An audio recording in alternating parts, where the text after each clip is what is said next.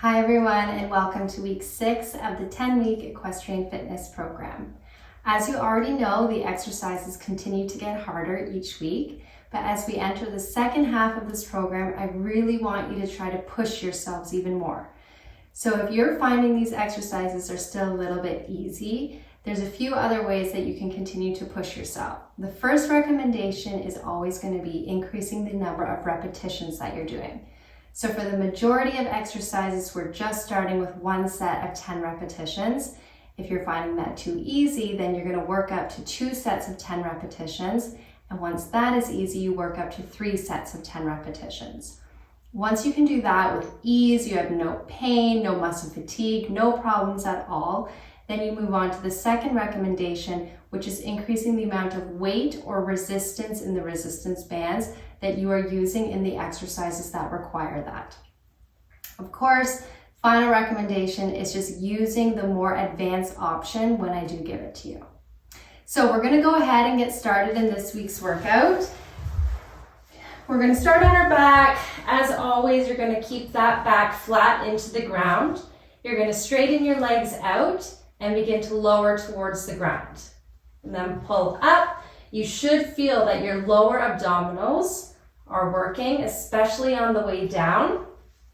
Most important thing is that you want to try and keep your back as flat as possible. So if you start to feel it arch off the ground, or if the exercise feels too hard, just don't go down quite as far.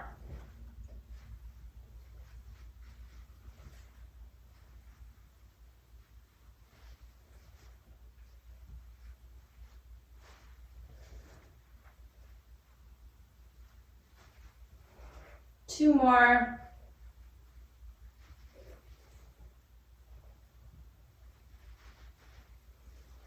Good. From there, we're going to come into a plank position.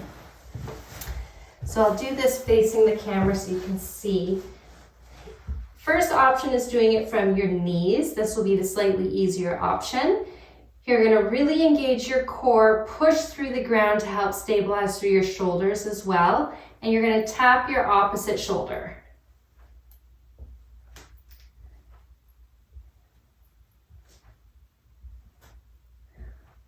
We'll do 5 of these on each side, and then we'll go into a full plank for those of you who want the more challenging option. Same thing, tap your opposite shoulder. You're trying not to add too much lateral movement, so really stabilize.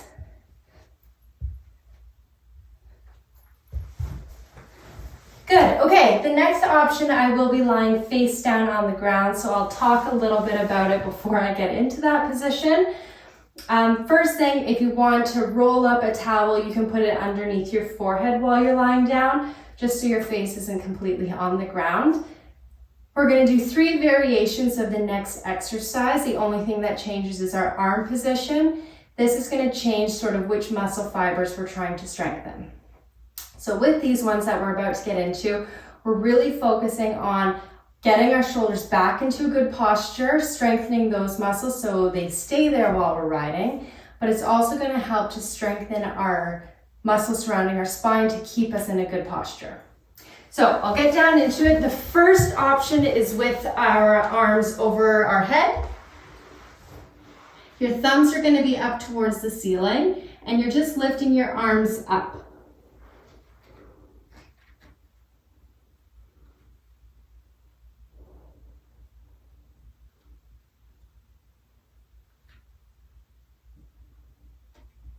Next option, you're just going to bring your arms directly out to the side. Keep your thumbs up.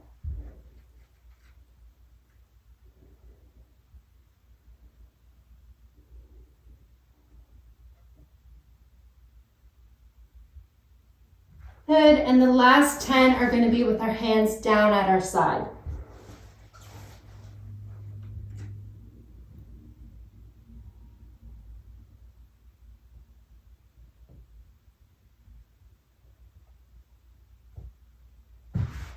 All right, so next, we're gonna come onto our hands and knees. I'll just change direction so I don't kick any furniture. First option, the slightly easier option, is getting into this position and just lifting your knees off the ground. From there, you're going to try and bring your knee up towards your elbow.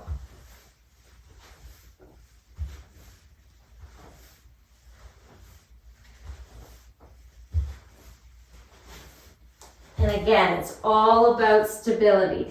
So we're trying to add movements in without adding too much movement to the rest of our body. Okay, if that felt easy, you can go into your regular plank position, and same idea, just bringing your knee up towards your elbow.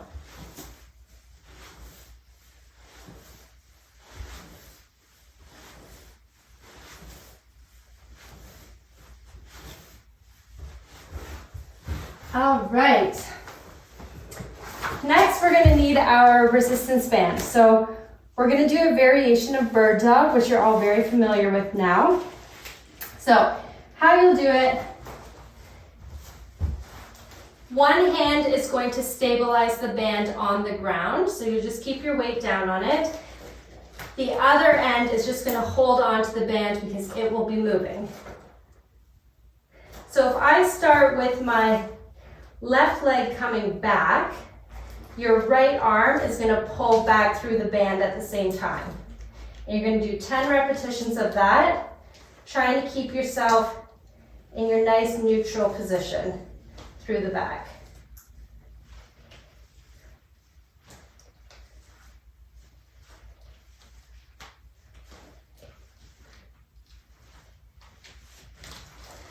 And we'll switch to the other side. So this is a great exercise for what we call the posterior chain, which is just a grouping of muscles that form a line from one shoulder down towards the opposite glute and through the leg. Okay, so right leg coming back now. My left arm is going to pull back with it.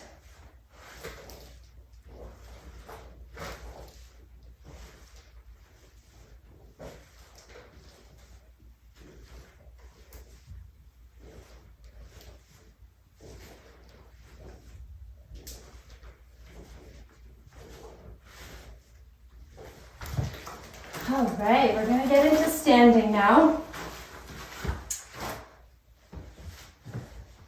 So we're getting into exercises that are recruiting multiple muscle groups, which is great because it makes it all that more functional.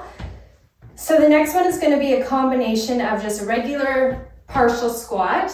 So we're engaging the quads, the hamstrings, and the glutes. And then when we come up, we're going to kick our leg out to the side. And this is going to recruit our hip abductor muscles on the side of the hip that is going out to the side, but also on the hip that is helping to stabilize us on the ground. So we're recruiting a lot, which is great.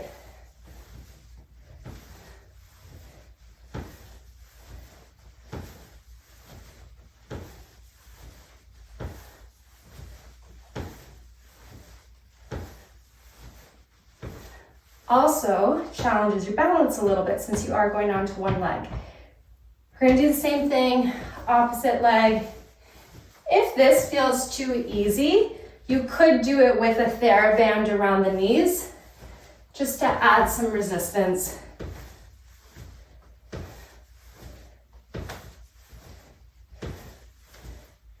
But you really should feel those muscles on the side of the hip working. Okay, we're going to take our band again and tie it around the doorknob or a banister if you have that in your house. So progression of last week's exercise, where you get into just an active stance, so knees a little bit bent, hands are going to be holding the band at belly button height, back in a nice neutral position. So you're going to stretch your arms out. Now we're going to add in a little bit of rotation. So you want your knees and your feet to continue facing forward as best as you can. So we're really only moving a little bit through the trunk.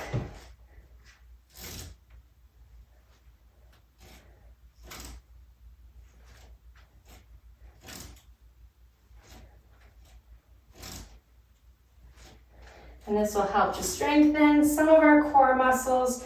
You'll definitely feel it in your obliques on the side of your trunk there.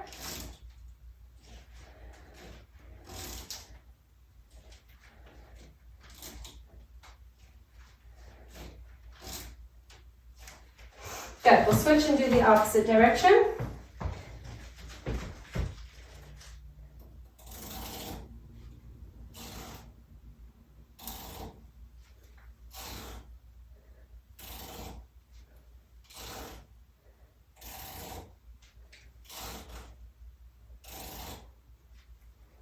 And again, try your best not to move too much through your lower body or your hips, just so we isolate the trunk muscles a little bit better. And I've lost count as per usual. We'll do one more. Okay, the last exercise is fun. It's challenging but fun. It's going to be a balance exercise. So we're going to end up standing on one leg if you can. If you can't, you can do this on 2 feet. Try to visualize that you're in the center of a clock. So out to our left side, we have the numbers 9, 10, 11, 12, which will be right in front of you. And then 1, 2, 3 will be out at your other side. So if you can do it on one leg, you stand there and then you're just going to try and reach towards some of the numbers. You can either do it in order, 9 to 3, or you can kind of pick at random. And it's great because, again, we're recruiting different muscles through the different movements in this exercise. So we have our balance muscles going. You can see my ankle wiggling a little bit, my hip stabilizers, and then we're also including a little bit of a small single leg squat as we go in and do this exercise. So as we come over to the other side, numbers 9 through 12 in this direction, I'm going to continue using the opposite hand of the leg that's on the ground. So I'm coming across my body.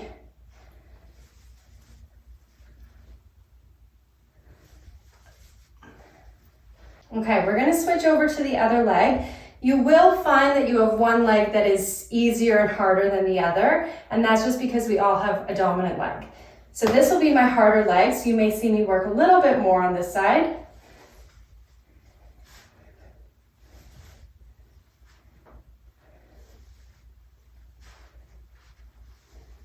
And then we'll come over here. And you don't have to go all the way down to the ground. Just go as far as you can so you feel like you're maintaining some control. Okay, I think I got them all. So with that one, you could do more repetitions of it. You can also make it harder by standing on an unstable surface. So if you have a Bosu ball at home, that's great. Or you can go back and do what we've been doing the last couple weeks by using a pillow. That will make the exercise really challenging. So that's it for week 6. Go ahead and do that 3 times this week if you can. Make sure you include your cool down, and then I will see you next week for week 7.